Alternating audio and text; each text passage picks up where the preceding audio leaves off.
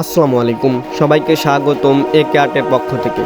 আজ আমরা কাবা শরীফ সম্পর্কে জানব কিছু গুরুত্বপূর্ণ এবং বিস্তারিত তথ্য। কাবা শরীফ, যা কাবা ঘর নামেও পরিচিত, ইসলামের সবচেয়ে পবিত্র স্থান। এটি সৌদি আরবের মক্কা নগরীর মসজিদুল হারাম মসজিদে অবস্থিত। ইতিহাস থেকে জানা যায়, কাবা শরীফ প্রথম নির্মাণ করেছিলেন নবী ইব্রাহিম আলাইহিসসালাম ও তার পুত্র ইসমাইল আলাইহিসসালাম।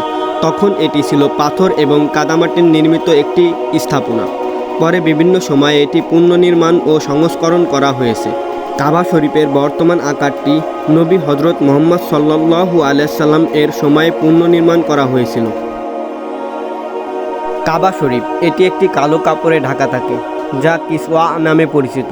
এটি প্রতি বছর নবম জিলহজে পরিবর্তন করা হয়। কাবা শরীফের এক কোণে কালো পাথর স্থাপন করা আছে, যা হাজরে আসওয়াদ নামে পরিচিত।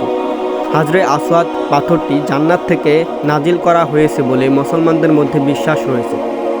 কাবা শরীফ একটি ঘনাকৃতি নির্মাণ, যা 15 মিটার উঁচু এবং 10.5 মিটার চওড়া।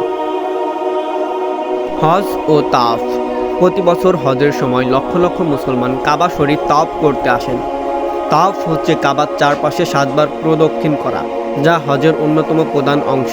তাওয়াফের সময় হাজরে আসওয়াদ চুম্বন বা স্পর্শ করা হয়। এটি হজের একটি বিশেষ মুহূর্ত।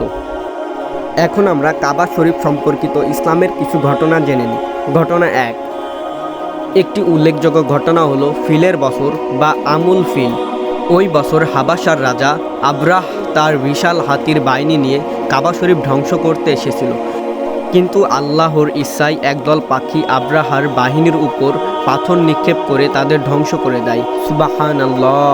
এই ঘটনাটি কুরআনের সূরা ফিল এ বর্ণিত রয়েছে। ঘটনা 2। আরেকটি উল্লেখযোগ্য ঘটনা হলো হজরত মুহাম্মদ সাল্লাল্লাহু আলাইহি সাল্লাম এর জীবনে ঘটে যাওয়া মক্কা বিজয়ের ঘটনা। মক্কা বিজয়ের পর তিনি কাবা শরীফে প্রবেশ করে সেখানে থাকা মূর্তি ধ্বংস করেন এবং ঘোষণা করেন, সত্য এসেছে, মিথ্যা মুছে গেছে। এই ঘটনাটি ইসলামিক ইতিহাসের এক গুরুত্বপূর্ণ অধ্যায়। কাবা শরীফ শুধু একটি স্থাপনা নয়, বরং ইসলামের একটি গুরুত্বপূর্ণ প্রতীক এবং মুসলমানদের ধর্মীয় জীবনের কেন্দ্রবিন্দু। এটা হলো কাবা শরীফের চিত্র এবং কিছু গুরুত্বপূর্ণ তথ্য।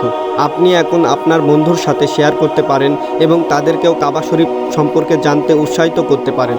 আশা করি আপনি আমার এই ভিডিওটি উপভোগ করেছেন। আর্ট সম্পর্কিত আরও ভিডিও পেতে আমার চ্যানেল সাবস্ক্রাইব করতে ভুলবেন না। আল্লাহ হাফেজ।